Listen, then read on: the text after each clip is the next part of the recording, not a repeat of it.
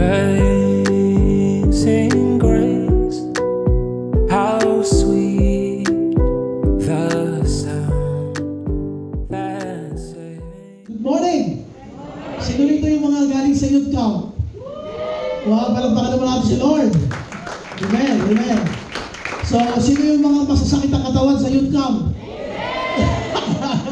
Grabe, awa-awa ako sa inyo. Wala kayong taon nakausap na dito dumadaing. Pero we thank the Lord, we survived. Amen? Palagpakan natin si Lord, minsan pa. And of course, we cannot, sabi namin, we cannot forget the passion of the core leaders ng mga youth, no? Through the leadership of Kuya Carl and all the leaders na kasama niya. Palagpakan natin si Lord sa kanilang buhay. Lakas mo naman! Yeah, alam mo, napakahirap na kanilang ginawa because kung wala kang passion sa kabataan at you don't understand that this is a ministry for the Lord, hindi ka tatagal. Kasi iba-iba po kasi ugali ng mga bata. Ng mga bata na isang usap lang, okay na. Iba kailangan pang i-push. Yung iba nagtatampo. Yung iba maraming mga dahilan. But we thank the Lord because they have this kind of passion na nilagay ng Panginoon sa kanila. At salamat. So there will be more this coming 2024. Okay, so if you have your Bibles with you, samahan niyo ako. Okay, so talk of the town. Break na si Daniel.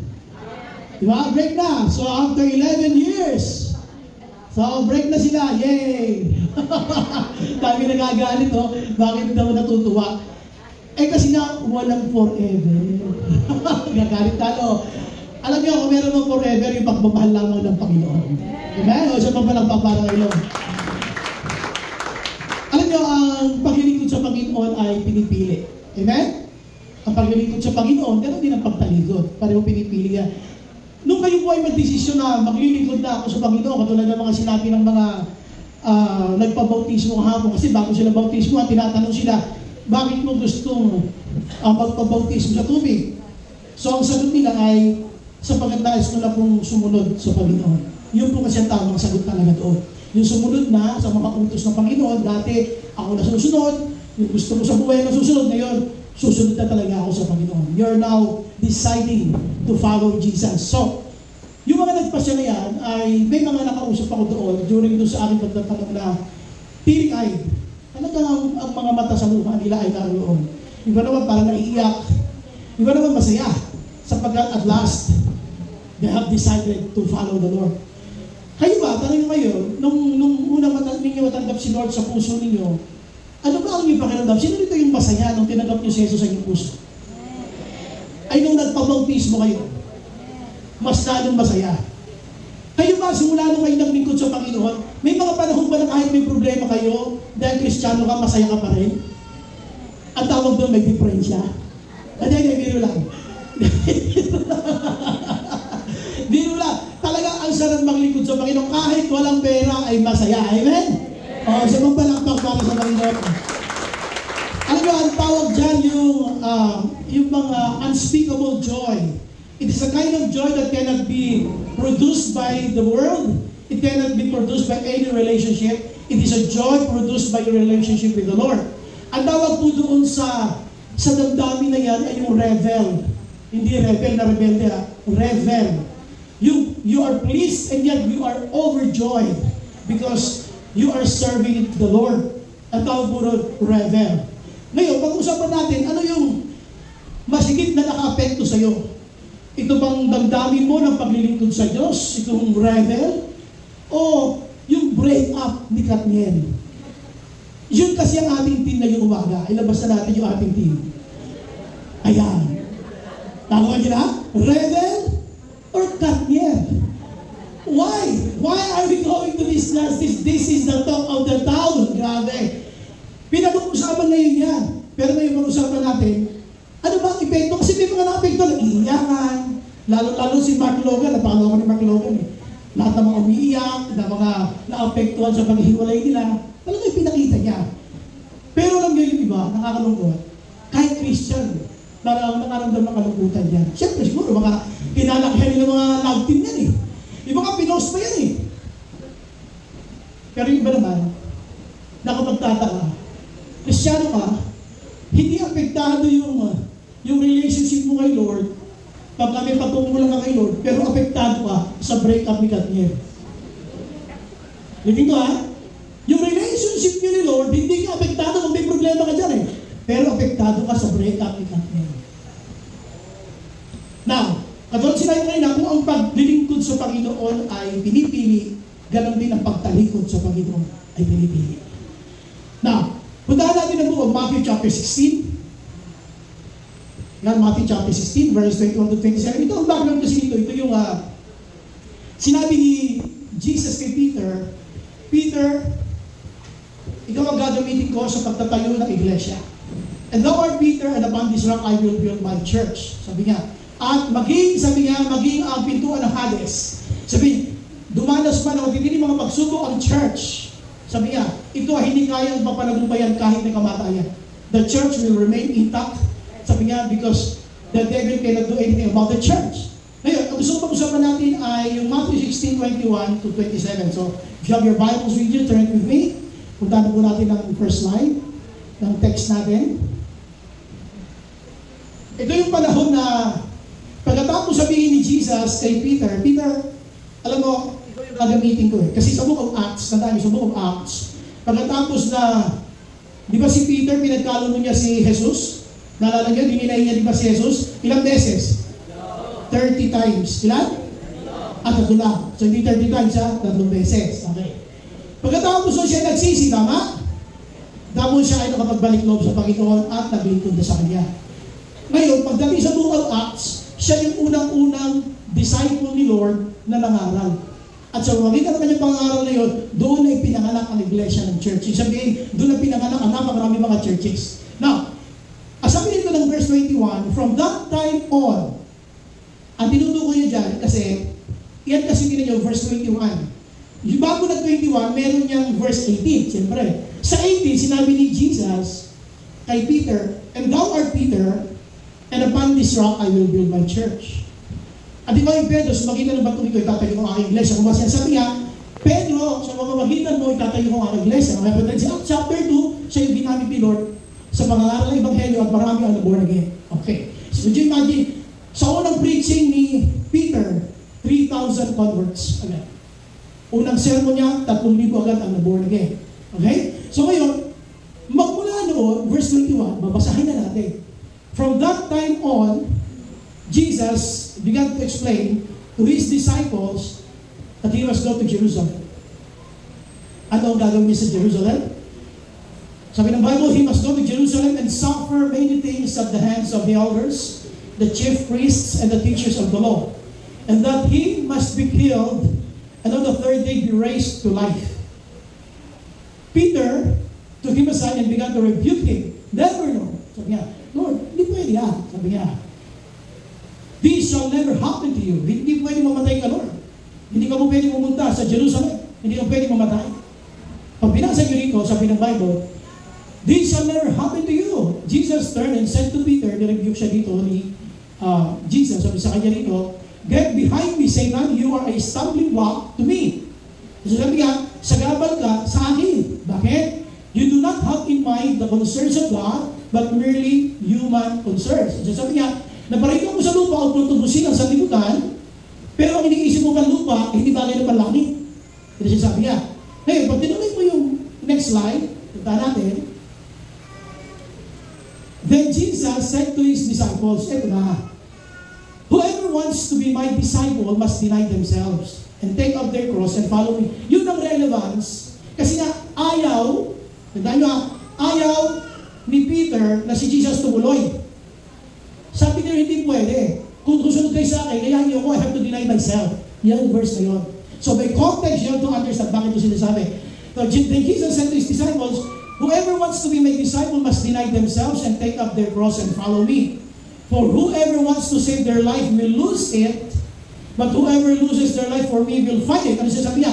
Gusto mo kasi dito sa lupa, ayaw mo ko mamatay. Alam mo ba, ito yung sagot niya, siya na gusto maligtas sa kanyang sarili at magawa ang kalooban ng Diyos, will lose it. Pero sino man na ibibigay niya ang kanyang buhay sa Panginoon, ay matatagpuan niya ito sa presensya ni Lord. So ito yung natin ang sabi ng Bible. Ito yung kanyang tanong. What good will it be for someone to gain the whole world yet forfeit their soul. Ang sinasabi niya ay, kung mapunta man sa iyo ang kayamanan ng buong mundo, sabi niya, kung ang iyong nag-iisang kaluluwa naman ay mapapahamak, ano na to sa iyo? Or what can anyone give in exchange for their soul? For the Son of Man, for the Son of Man is going to come in His Father's glory with His angels, and then He will reward each person according to what they have done. Ito yung gusto ko makita ninyo na verse 27, ito yung hangganan, dulo ng paglilingkod. Saan ako mas, kung apektado ka man ngayon, dapat ito yung mas nabibigay sa epekto.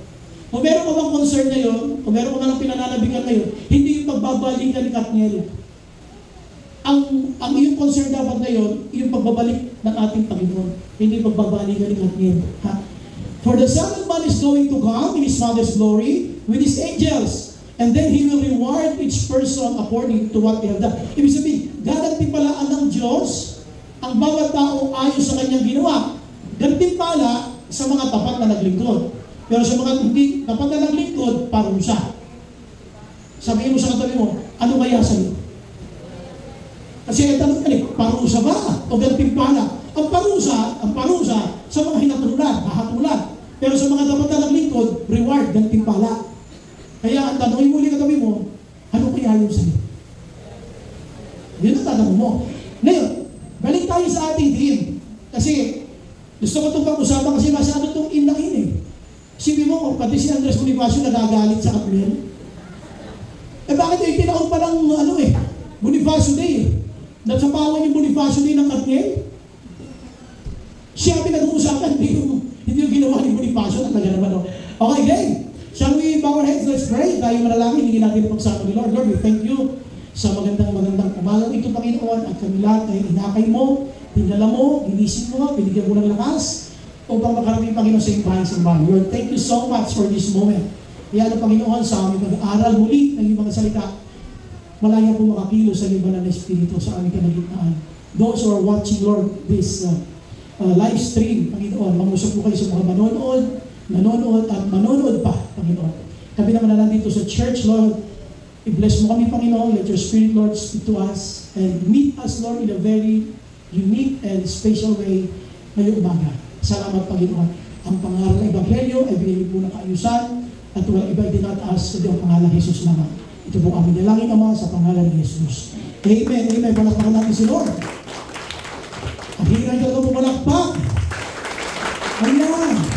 Thank you, Lord. Okay, so, punta tayo sa ating theme, Reverend or Katniel, punta tayo sa verse 5. Ulitin ko lang ulit para hindi kayo maligaw, para kayo maligaw. Ang pinag-uusapan natin, ano yung sinasabi nating paglilingkod, ano yung epekto sa iyo ng paglilingkod mo sa Diyos? Kasi alam mo, isang naglilingkod sa Panginoon, hanggat maaari hindi yan apektado ng ibang bagay. Pero sa totoo lang, hindi ganun dahil tayo tao. We have feelings, we have emotions, and we have our own thinking, we have our own perspective sa mga bawat bagay. Kaya kung minsan, yung expectations sa atin ni Lord, hindi yun lumalabas. Ngayon, gusto ko sabihin sa inyo, dito sa panahon na ito, sinabi na ni Lord, pupunta ako sa Jerusalem. I will be going to Jerusalem. For what purpose? To die. Sabi niya, to die. Para kayo ay tubusin ko sa krus ng Kalbaryo. At ako ay kailangan mamatay. So, iiwan ko kayo. Ayaw ni Peter yun. Ayaw ni Peter. Ang gusto niya, Jesus must stay with them.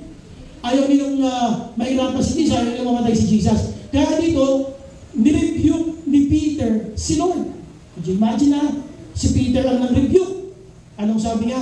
Peter took him aside and began to rebuke him. Kumbaga, sa salitang kanto, binitbit niya si Jesus sa sulok. Dinala niya sa sulok. At ang sabi niya, never, Lord. Never, Lord. Tapos sabi niya, this shall never happen to you.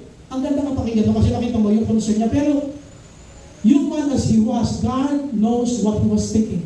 Alam ni Lord ang iniisip niya. Ang iniisip niya kasi ay, huwag mamatay si Jesus para kasama nila. Kaya doon ko lumabas yung sinasabi ng Bible na, sino man na nais susunod sa akin, kalimutan niya ng sarili. Ako ay didinay ko yung sarili ko. For the salvation of mankind, mamamatay ako. Ngayon gusto niyo sumunod sa akin, you deny yourself too. Pero ayaw ni Peter. Ayan o. Sabi niya, this shall never happen to you. So Jesus turned, ito masakit. Nung ang nag-review na ngayon, si Jesus na. Tandaan niyo ha? Ito yung rebuke to rebuke. Kumbaga, nirebuke ni Peter si Jesus na magmatuloy ang plano niya na pumunta sa Jerusalem para siya ay mamatay, para tubusin tayo. Ayaw nun ni Peter. Pero ang sabi ni Lord, get behind me, Satan, you are a stumbling block to me. Sa tambal ka, sa plano ng Diyos na sa akin, dahil kailangan kong mamatay para tubusin kayo sa ulo sa Kalbaryo. Now, sabi niya, you do not have, tingnan niyo ha, you do not have in mind the concerns of God. Ito yung problema when you serve the Lord. When you serve the Lord and yet your concerns are human concerns, you cannot prioritize God. Pagka ang concerns mo ay hindi, sabihin natin, human, God's concerns, kundi human concerns, ang mangyayari tuloy ngayon dyan, magiging sagabal tayo sa plano ng Diyos para sa kanyang gawain.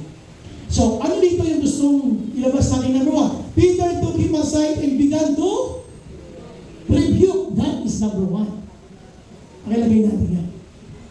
Rebuke. Sa paglilingkod sa Panginoon, mapapasin nyo Peter tried to tell God, Lord, di mangyayari sa inyo. Lord, we want to stay with you, Lord Please, kung ka lang pumunta sa Jerusalem, mapatayin ka rin Gusto niyang i-stop. Pero ang ginawa dito ni Jesus, binalikan siya ng rebuke din. Ano ang rebuke niya? Mas masakit doon sa kanyang tanong. Sabi niya, get behind me, Satan. Si Peter ang kausap niya, pero tawag niya Satan. Bakit? You are blocking the will of God. Ang iniisip mo bagay na panlupa, hindi bagay na panlangit. Now, first thing that you will understand, as we serve the Lord, there will always be a rebuke. Amen. Habang tayo naglilingkod sa Panginoon, makakaranas tayo ng mga pagtutuwid. Meron talaga mga rebuke. Why? Dito, tingnan niyo ang sabi niya balikan natin you do not have in mind the concerns of God. Bakit?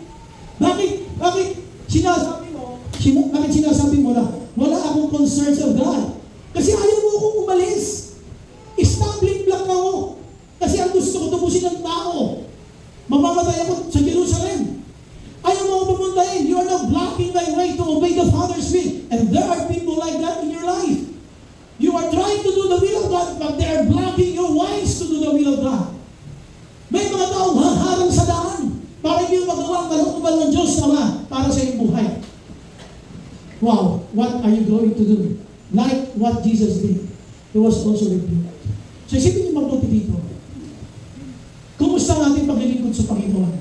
Alam niyo bakit mahirap paglilingkod sa Diyos? Bakit iniinda natin yung higit na marami pa mga problema? Because of this. Tingnan niyo ito lang po lahat.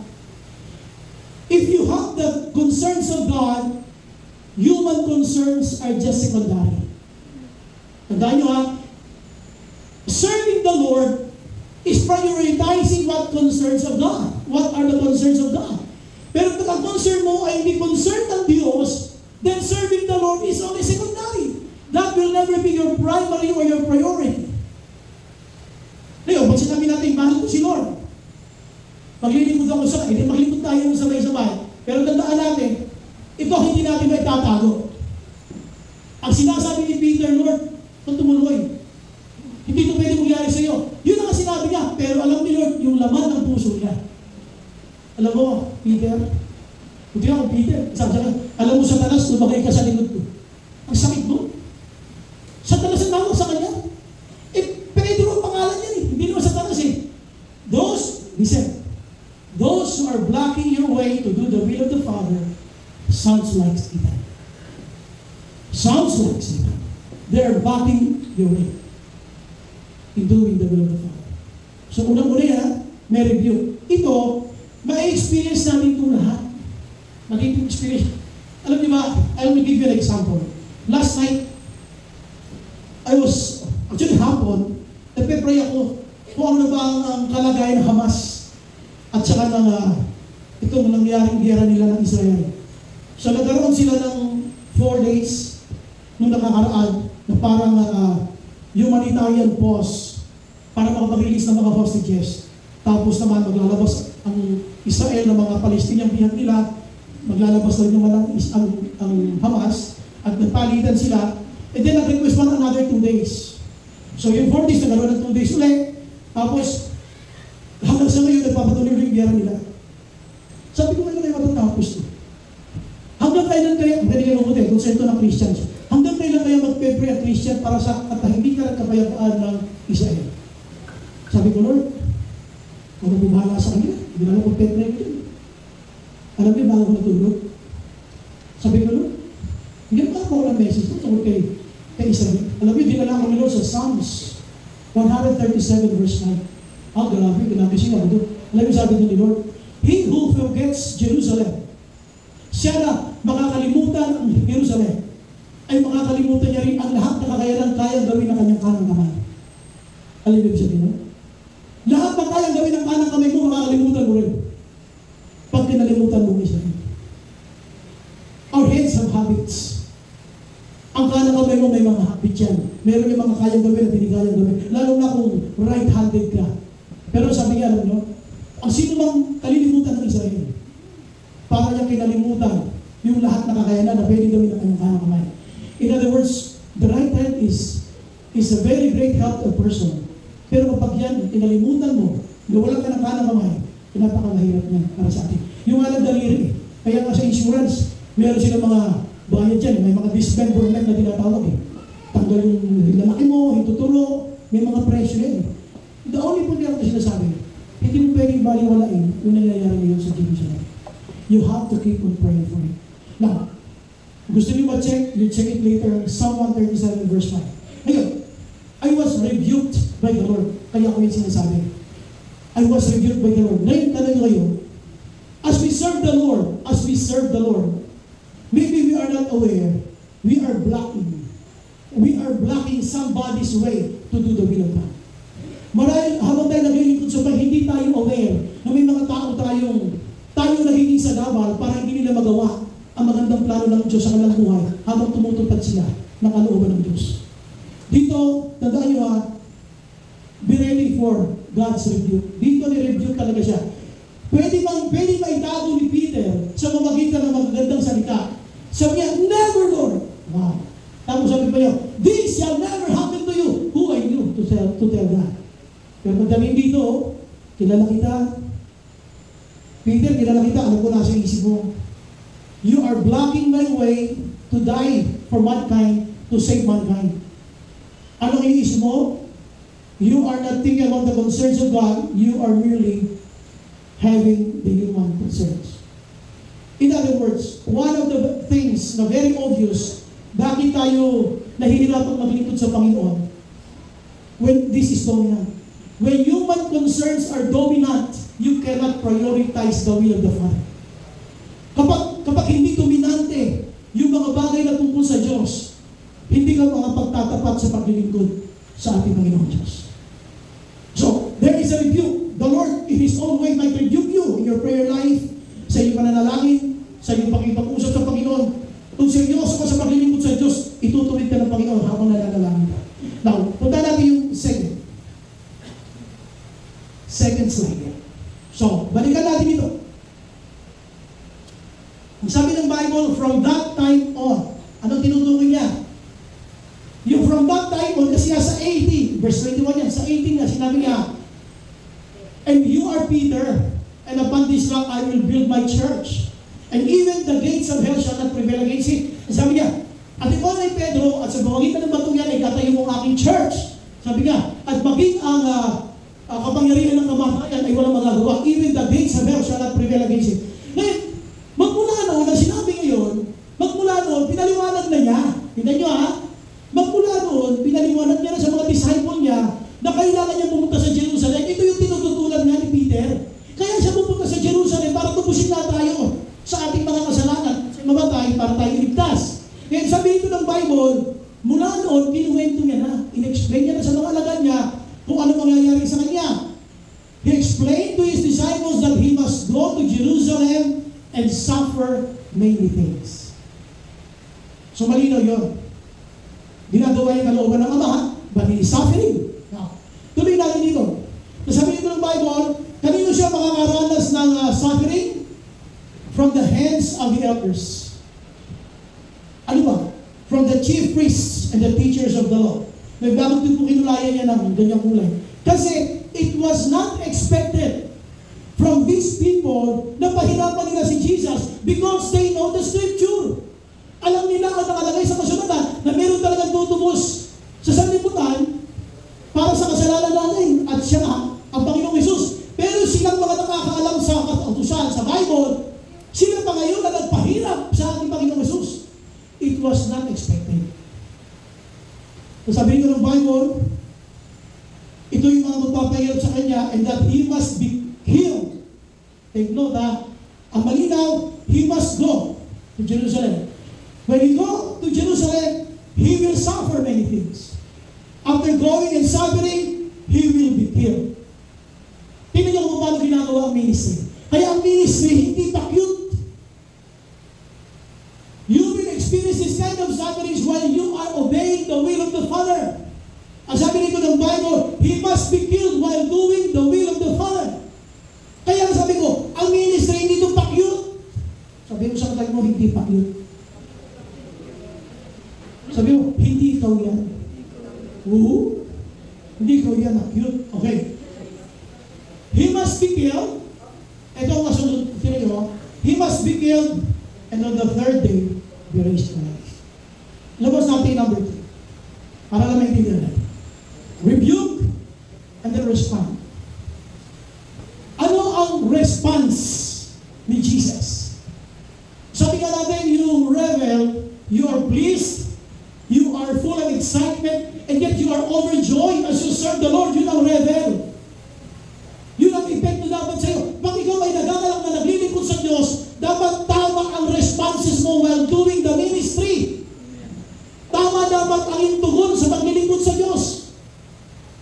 Tingnan niyo, sabi ng Bible sinabi niya kay Peter, from that time on, pinaliwanag niya sa mga lahat, na ako ay kailangan pumunta sa Jerusalem. It's a must. Non-negotiable. I need to be there to save mankind. So ano yung mangyayari? Alam ko rin, pagdating ko sa Jerusalem, may suffering. Alam ko din, pagpasok sa ministry, may suffering. Amen. Alam ko din yun. At ang matindi ko, sabi ng Bible, those people whom you will not expect to give you the sufferings, just like these people, the elders, the chief priests, and the teachers of the law, sila ba ang nagpahirap kay Jesus? Supposed to be, alam nila yung scripture. Dapat sila ay in support. Pero wala sila, hindi sila support, sila pa ang kumontra at nagpahirap kay Jesus. Kaya titignan mabuti. As you do the ministry of the Lord, He said, may mga tao talaga na magpapahirap habang naglilingkod ka sa Diyos. Ibig sa tutulungan ka, ibig sa susuportahan ka, sila ba ang magpapahirap? Sabi mo sa katabi mo, hindi daw yun. Kamukha mo na. Hindi daw yun. Ngayon, tingnan nyo yung extent ng doing the Father's will. Doing the Father's will, He will be killed. Tandaan nyo pagkatapos nito, sabi niya, He must go to Jerusalem, He will suffer many things. After the suffering of many things, He must be killed. Pag sinabing must, it is mandatory. Hindi sinabi ng Bible na He must go to Jerusalem and suffer many things at the hands of the elders, the chief priests and the teachers of the law, and that He will be requested to be killed. Walang gano'n and He will be suggested na pwede ba siyang patayin? Wala. It's a must. He must be killed. When you do the ministry, dapat tama responses natin. Be ready for these adjectives as you serve the Lord. Be ready for these adjectives. We will suffer, sabi niya. You will be criticized with this, and you will be killed. Sino gusto mamatay habang naglilingkod sa Panginoon? Dalawa lang. Sige, patayin natin mamaya. Biro lang. So, ang sinasabi lang natin dito, tingnan nyo ito sabi ng Bible, hey, listen. From that time on, mula noon, in-explain na yan ni Jesus sa mga disciples. Tayo mga naglilingkod kay Lord, atin na ating mga leader na ang paglilingkod sa Panginoon ay hindi ganun kadali, ay mahirap. Pero pag dumadanas tayo ng mga sufferings while serving the Lord, nagugulat pa tayo. Sino rito yung nabuhay na mag-uli? Pero ba rito nabuhay na mag-uli? Napatay kahapon, tapos bumakon? Ito ang sinasabi kasi, while doing the Father's will, you will be killed. May mga suffering na, may mga suffering na, papatayin ka ba? Habang sumusunod ka sa kalooban ng Diyos Ama, it's not an easy road. Sabi nga, the road to the cross is a rocky road and a painful road to travel. Hindi siya ganun kadali. Kaya kung hindi ang gusto mo, magbiministry ako, puro pakit lang, masarap ng buhay, ganito, ganito. No. Hindi mo na hindi ng ministry. Mahirap mag-ministry. Sabi mo sa tabi mo, bulungan mo lang. Bulungan mo lang.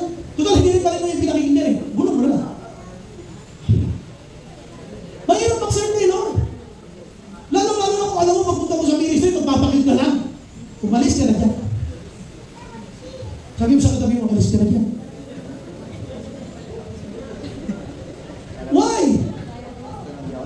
Hey, tingnan nyo ang proper response. Kaya gusto mong magpangamit kay Lord. Gusto mong mag-ministry kay Lord, ayaw mo ng suffering. You are in the wrong place. Gusto mong maglingkod kay Lord, pero gusto mong puro bakit lang, walang sakripisyo. Gusto mo kayo lahat ng bagay. You are in the wrong place. Gusto mo magpangamit kay Lord, pero gusto mo walang reflection. Gusto mo walang COVID. Diba? Kailangan natin yan. So, ito yung mga proper responses ha. Punta tayo sa next slide. Huwag kayo matuwa, 4 na points po yan. Ay, 4 pala. Oo po, 4 yan. So dito, 24 na ha? 24 na. Kanina, 21 binasa natin. Pagdating sa 24, sabi niya kasi, bakit niyo ito sinabi ni Peter? Kasi si Peter, pinipigilan niya si Jesus. Lord, kung pumunta sa Jerusalem, papatay ka pala doon eh. O ano ngayon? Papatay na mo. Kaya yun ang challenge siya. Alam niyo yung gusto sumunod sa akin. Kasi alam niyo parang mahihirapan yung mga alagad eh. Maraming Christians hirap sumunod kay Lord. Whoever wants to be my disciple, you must deny yourself. Katulad ng pagdidinay ko ng sarili ko.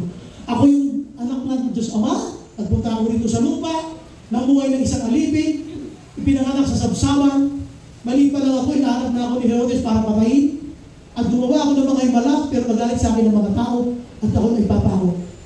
Alam natin na nangyari sa kanya, pinako siya, hanggang siya ay namatay. Alam din natin on the 3rd day he rose again. Pero gusto mo ipakita, hindi niya inatrasan yung challenge na paglilingkod. Hindi niya inatrasan yung tinatawag na self-denial. Tayo, baliktad. We want recognition, we want entitlements. Kaya kung gusto mo ng entitlements, hindi ka pwede sa ministry. Kasi sa ministry, walang entitlements. Lahat tayo servant. Lahat tayo puro alipin na maglilingkod sa Kanya. Wala nang itong magaling, si Lord lang ang magaling. May pakiramdam ako gusto yung palagpakan si Lord, magsabay sa Lord. Oo, pakiramdam ako lalakas na ito eh. Di ba lalakas na ito ha? Tuloy na. Sabi niya kay Peter, alam mo Peter, ang iniisip mo, panlupa. Iniisip mo ba langit, hindi naman panagpo eh. Sabi mo, Lord, never, this is not going to happen to you. Hindi mo ako naiintindihan. Alam mo Peter, willing ako to die para maligtas kayo. Ngayon, kung kayo susunod sa akin, ganun din kayo. You deny yourself. Sabi mo sa katabi mo, deny yourself.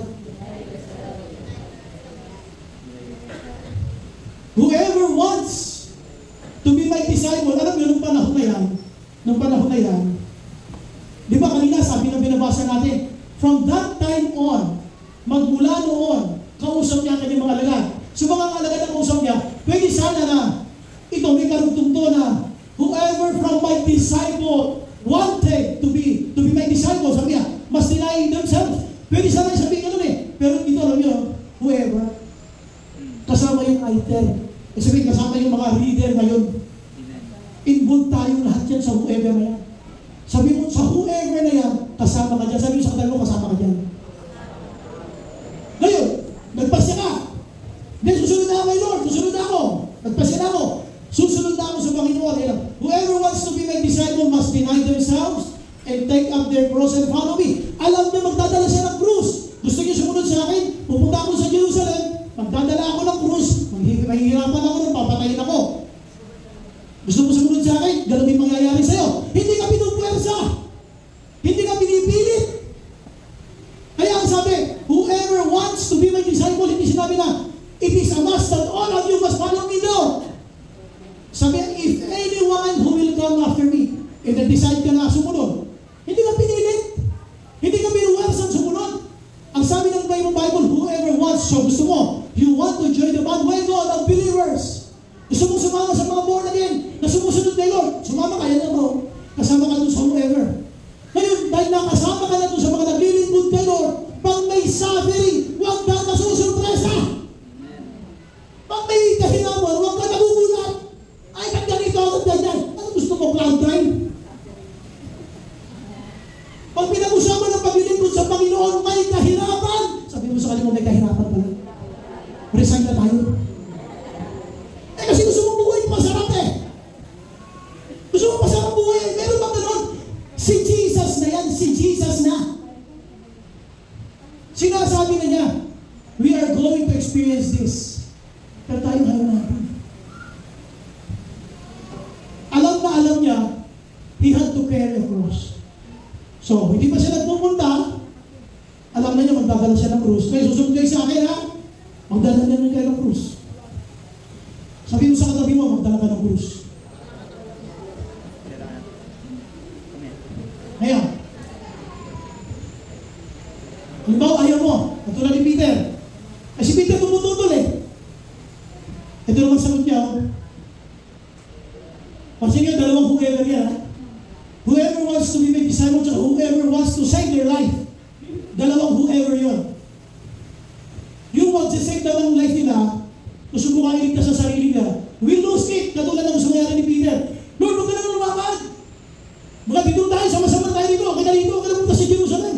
Bahala na sila ron.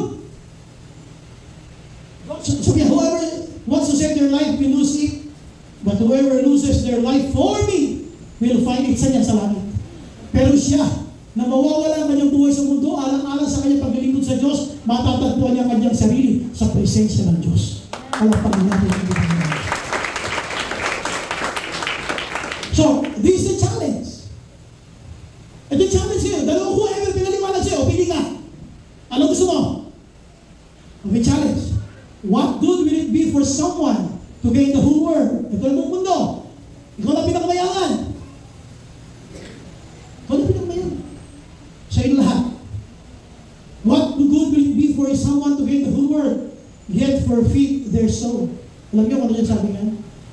Kahit pagsamasamahin pa ang buong kayamanan sa mundo, ay incomparable. Hindi pwedeng ihambing sa halaga ng isang ligaw na kaluluwa.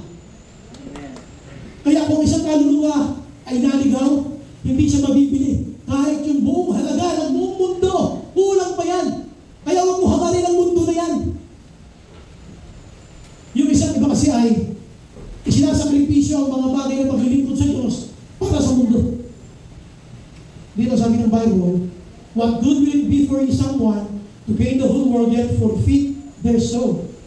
Or what can anyone give in exchange for their soul? Ano yung pangatlo? Sige, hulaan nyo. Ano yung pangatlo?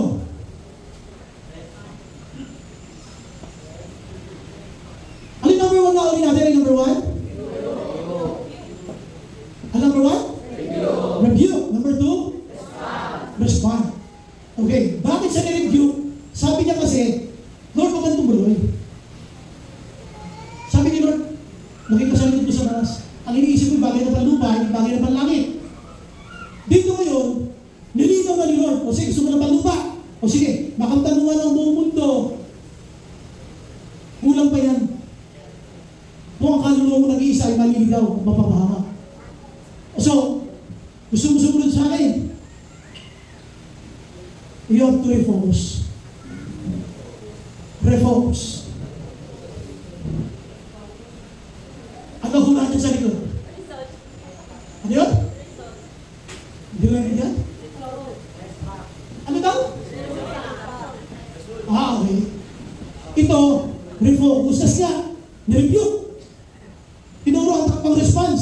O, alam mo na Peter ha, hindi ubra yung gusto mangyari. Refocus ka. Ang daming Christians, ang daming born again, kailangan mag-refocus. Akala nila yung mundo, yun ang pag-asa. Hindi. Si Lord ang pag-asa. Alampakan natin ang Panginoon. Mapasayo na lahat ang kayamanan sa buong mundo, mapasayo na yan. Sinecheck lang nga tayo, binili na lang ni Pedro eh. Pedro, refocus ka. Alam mo, gusto mo sumunod sa akin. At sinabi mo na sa'yo, verse 24 yan ha, sa 18, gagamitin kita. Sabi ng Bible, if you are Peter, and upon this rock I will build my church. So gagamitin kita. But then sa Acts chapter 2, tuloy-tuloy yun. Unang preaching ni Peter, 3,000 converts. Doon na pinanganak ang iglesia ng Panginoon. So, kung ibig sabihin ay, alam ni Lord, yung puso ni Peter, gusto ni Peter sumunod sa kanya, hindi lang niya maiwan ang mundo. Sabi mo sa katabi mo, parang ikaw. Lakas mo, hindi ka narinig. Nalabigyan mo sa ilong. Sa ilong, ano hatong mo? Parang ikaw.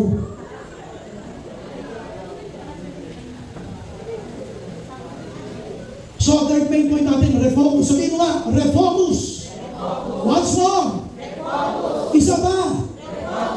Refocus. Refocus tayo. Kasi nga, alam nyo, lalo-lalo na ngayong December, grabe ang panawagan ng mga mall. Talaga naman, kahit hindi ka bibili, huwag kang dadaan sa mall. Para awa mo na. Pwede pala kung ang pera mo, si dami ng pera ni Mumay. Pwede yun. Ha? Pero mga yung pera mo kakunti lang, huwag kang dadaan sa mall. Bakit? Hindi mo mabibili, malulungkot ka lang. Tutugtog pa yung Christmas song, ako naman! Pwede ba? Tapos tutugtugin, Pasko na sinta ko. Buti ba lang sana ako yung kay Jose Maricha? So dito ang sinasabi na natin, the Christians today must refocus. The world system is trying its best to deceive the very loyal and faithful Christians. Gusto talaga tayo agawin ng demonyo. Gusto niya mawala ang focus mo sa kanya. Gusto kanya kunin. Gusto kanya kunin talaga. Gusto kanya maging biktima. Gusto kanya madaya. You have to refocus. Kung titip sa katabi mo, lakas mo naman sa refocus. Now, punta tayo sa pang-apat. Now, so sabi natin, rebel or Kathniel. Diba? Ito kasi ang dapat na pinananabikan mo, hindi pagbabalikan ni Kathniel. For the Son of Man, sabi nga, verse 27 na yan, for the Son of Man is going to come in His Father's glory with His angels, and then He will reward each person according to what they have done. Ano yung fourth main point? Reward. Tama ako. Hindi, may mga nakahula na. Pakilabas na nga yung fourth main point. Reward! Ayan o! Very clear! Reward! Dapat alam nyo, excited ka, ano kaya ang reward ko? Ayun. Sana may reward sa mga light! Sa mga light sa reflection! Ano ba? Pero tayo, paano tayo mabibigyan ng reward? Sabi nga, the Son of Man is going to come in His Father's glory with His angels, and then, sino ang reward? And then He will reward each person according to what they have done. Dahil ang ibibigay ni Lord sa'yo, depende sa ginawa mo. Wala kayong mga hindi mag-sell manufacture si Lord na, o ito, sa tingin ko pabisan-bisan ka lang mag-times, o ito lang reward mo. Lagi ka late, huwag na, hindi na kita papapasok sa langit. Ganon! Dito, according to what we have done. Hindi siya may gawa. Ikaw ang may gawa. Kumbaga, sabi ng mga teachers, tayo yung gumagawa ng grade natin. Pero nung pandemic, kayo nilalay. Diba nung pandemic? Grabe yung pandemic na yan. Dapat ang nag-grade si nanay, naman si tatay. Hindi naman talaga si student. So, mga balik tinagin mo mabuti mo. How are you? Kumusta ang reward mo sa langit? Ano kaya reward mo? Tanong mo yung katabi mo, sabi mo, ano kaya reward mo? Hindi, pasagwain natin, sabihin mo, may reward ka kayo.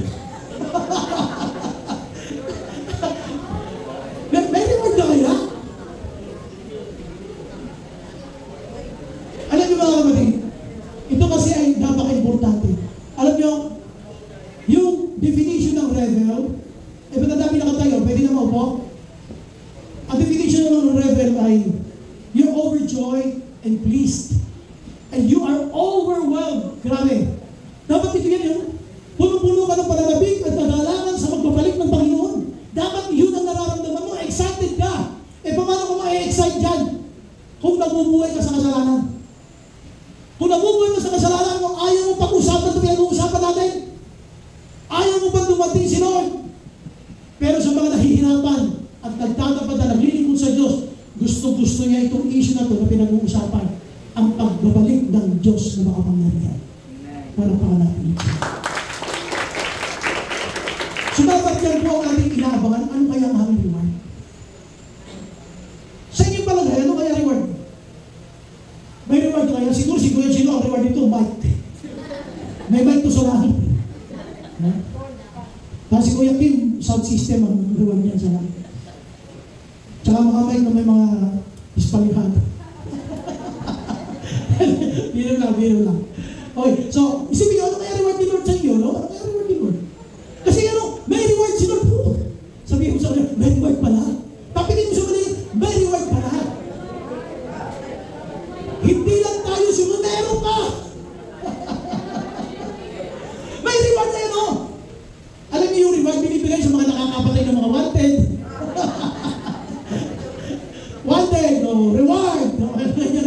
Pero ano, gusto ko lang ito pag-usapan because ito yung, alam nyo, yung kinakanta natin, the living hope si Jesus. Pero, yung pagbabalik ni Lord, yan yung the blessed hope. Yan yung pinananabigan ng maraming Christian.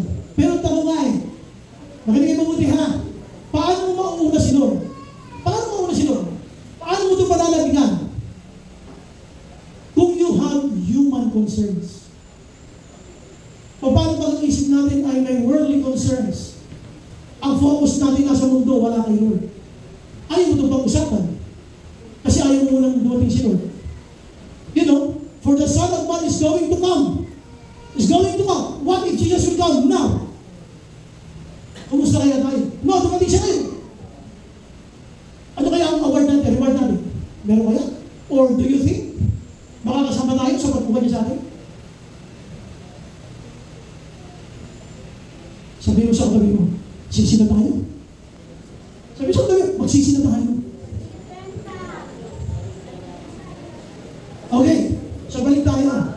So, ang ating pinag-uusapan ha, yung Reverend or Kanye, ginawa ko na itong title, just to get your attention, pero gusto ko lang talaga pag-usapan dyan is, ano ba talaga yung magiging epekto sa'yo ng tamang mga pag-ugali habang naglilingkod sa Panginoon. Ito yung dapat natin pakaisipin. Ano yung number one natin? May rebuke. May pagtutuwid si Lord. Always remember that. Disciple na yun ha, si Peter na yun, na-rebuke na siya. Number two, ano ito? Sunod ng rebuke? Respond. Dapat tama responses natin. Nakita niyo naman, di ba? Sabi niya, it is a must that I go to Jerusalem. It is a must that I go to church. It is a must that I attend the Wednesday word. It is a must that I finish the level 3 of COVID. It is a must that I give my tithes and return my pledges and all my offerings. It is a must. Ang daming must sa buhay Kristiyano. Pero ano natin yun? Ang gusto lang natin, pakyut. Sarap buhay ng Kristiyano. So dito, maganda ko gustong sinasabi natin ngayon na ano yung number 2? O, ano yung number 3? Refocus. Kumbaga, narinig na natin ngayon. Narinig mo na. Ito yan. Ang grabe pala. Ako, akala ko baka Diyos na ako, pero human concerns pala ako. Worldly concerns pala ako. So sabi ni Lord, refocus ka na. Narinig mo na ngayon, refocus ka na. Sabi sa katabi mo, refocus ka na. Narinig mo na narinig mo yung salita kayo ni Lord, no? O, refocus ka na. O, dahil na-refocus ka na ngayon, be excited for this. Ano yung pangapa? Amen. Palampakan natin sila. Now, let's conclude this message. Conclude natin ang mensahe ito ni Lord. Sasabihin natin,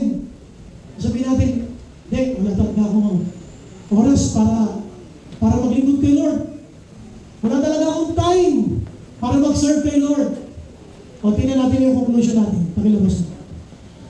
Nobody is too busy. It's just a matter of priorities. Ito yan. Wala talaga masasabi natin na masyado siya busy. Walang ganyan. Walang ganyan.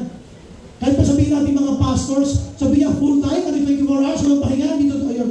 We still have time. Kaya lang tanong, is it one of your priorities? Kaya dito sabi niya, it's just a matter of priorities. Sana, yung paglilingkod kay Lord, yung pagsaserve kay Lord na maayos, ay kasama sa ating prioridad. Amen? Tayo natin ito ba yun? I want